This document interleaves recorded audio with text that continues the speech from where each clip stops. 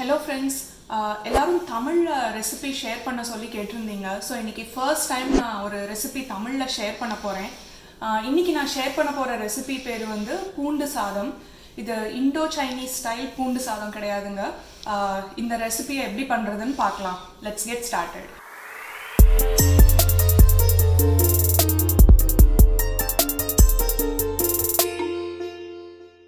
So நான் இப்போ என்னோடய கேஸ்ட் அயர்ன் பேனை வந்துட்டு மீடியம் ஹீட்டில் வச்சு 2 டேபிள் ஸ்பூன் நல்லெண்ணெய் ஆட் பண்ணியிருக்கேன்.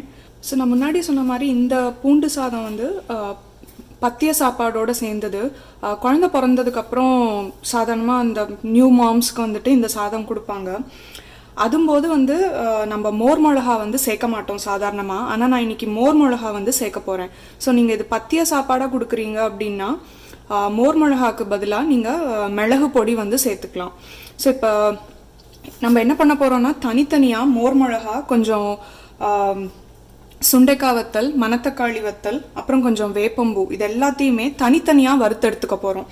ஏன்னா ஒவ்வொன்றுத்துக்கும் வறுக்கிற டைம் வந்து டிஃப்ரெண்ட். நீங்கள் மொத்தமாக சேர்த்தும் வறுக்கலாம். நான் அது மாதிரியும் ட்ரை பண்ணியிருக்கேன். பட் இப்போ காட்டுறதுக்காக நான் ஒன்றுத்தையும் தனித்தனியாக வறுக்க போகிறேன். ஸோ ஃபஸ்ட்டு 2 மோர் மிளகா எடுத்திருக்கேன். ஸோ இப்போ இந்த மோர் மிளகாவை வந்து பொரிச்சு எடுத்துட்டாச்சு. நான் டீப் ஃப்ரை பண்ணல, இந்த 2 டேபிள் ஸ்பூன் நல்லெண்ணெயிலேயே ஷாலோ ஃப்ரை மாதிரி பண்ணிகிட்ருக்கேன். ஸோ இப்போ அடுத்து வந்து ஒரு 10 சுண்டைக்காய், இதையும் லைட்டாக ஃப்ரை பண்ண போகிறேன். இந்த சாதம் ரொம்ப ஈஸி. அதே போல் இதுக்கு வந்துட்டு ஒரு செட் ரெசிபின்னு கிடையாது. உங்களுக்கு வந்து எது விருப்பமோ, சுண்டைக்காய் உங்களுக்கு இல்லை இஷ்டம் இல்லைன்னா கூட மணத்தக்காளி சேர்த்துக்கோங்க நீங்கள். இது எல்லாமே மெஷருமே அவங்கவுங்களோட விருப்பத்தை பொறுத்து. நம்ம வேப்பம்பூ சேர்க்கறதால கொஞ்சம் துளி கசப்பும் இருக்கும், ஆனால் ரொம்ப கசக்காது. ப்ளஸ் பூண்டு காரம் எல்லாமே சேர்ந்து ஒரு நல்ல ஒரு டெலிஷியஸான ரைஸாக இருக்கும்.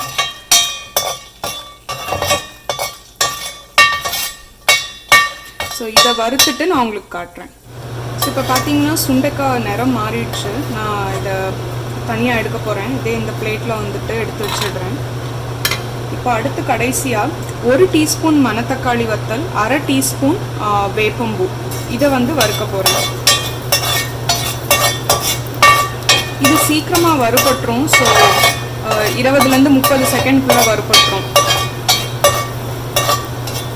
நீங்கள் இந்த மணத்தக்காளி வத்தல், சுண்டைக்காய் வத்தல் இது எல்லாமே வந்து இந்தியன் கிராசரிஸில் கிடைக்குதுங்க. இல்லைனாலும் இப்போ அமேசான்லேயும் அவைலபிளாக இருக்குது. ஸோ இது பார்த்தீங்கன்னா இமீடியட்டாக வறுபட்டுரும். ஸோ எடுத்துடுங்க.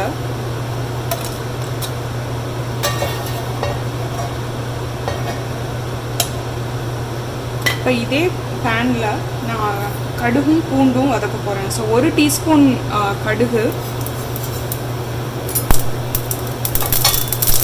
கொஞ்சோண்டு பெருங்காயம், 15 பல் பூண்டு எடுத்துருக்கேன். நீங்கள் சைஸுக்கு தகுந்த மாதிரி நீங்கள் மாற்றிக்கலாம், அதை அட்ஜஸ்ட் பண்ணிக்கலாம். கருவேப்பிலை, 1/4 டீஸ்பூன் மஞ்சள் பொடி,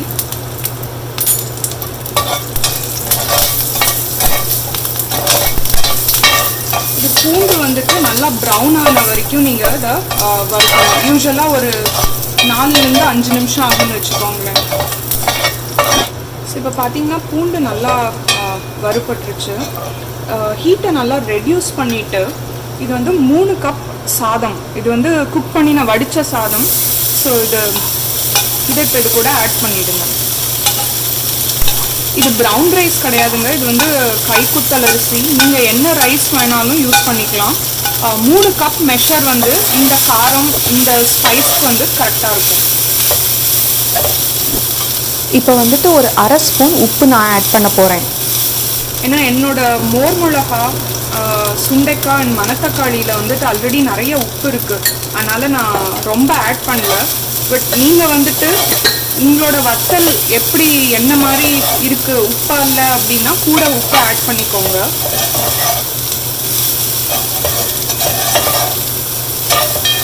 இது வந்து அங்காய பொடின்னு கொடுப்பாங்க பத்திய சாப்பாடும்போது. அந்த அங்காய பொடியோட பூண்டு சேர்த்து பண்ணால் எப்படி இருக்குமோ அந்த மாதிரி ஒரு டேஸ்ட்டில் இருக்கும்.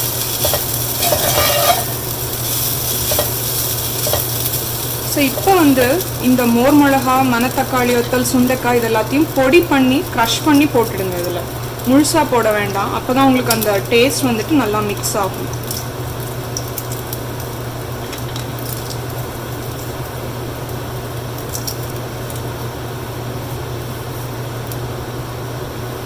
நான் இப்போ எல்லாத்தையுமே க்ரஷ் பண்ணி ஆட் பண்ணிட்டேன். இதை ஒரு தடவை குயிக்காக மிக்ஸ் பண்ணி விட்டுட்டோம்னா அவ்வளோதான்.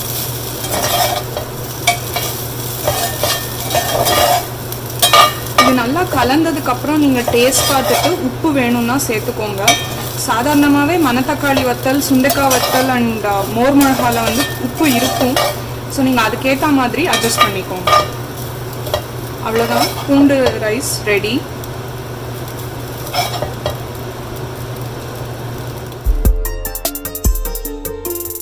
நான் அந்த சுண்டைக்காய் வறுக்கிற டைம் வந்து ஆக்சுவலி சொல்ல மறந்துட்டேன். ஸோ சுண்டைக்காய் வந்துட்டு நீங்கள் 1.5 நிமிஷத்துலேருந்து 2 நிமிஷம் வரைக்கும் வறுத்தா போகிறோம். அதாவது லைட்டாக நிறம் மாறினதும் நீங்கள் எடுத்துடலாம். ஏன்னா ரொம்ப கருக்க விட்டோம் அப்படின்னா சாதத்தோட டேஸ்ட்டே மாறிடும். ஸோ 1.5 நிமிஷத்துலேருந்து 2 நிமிஷம் வரைக்கும் சுண்டைக்காவை வறுத்துக்கோங்க.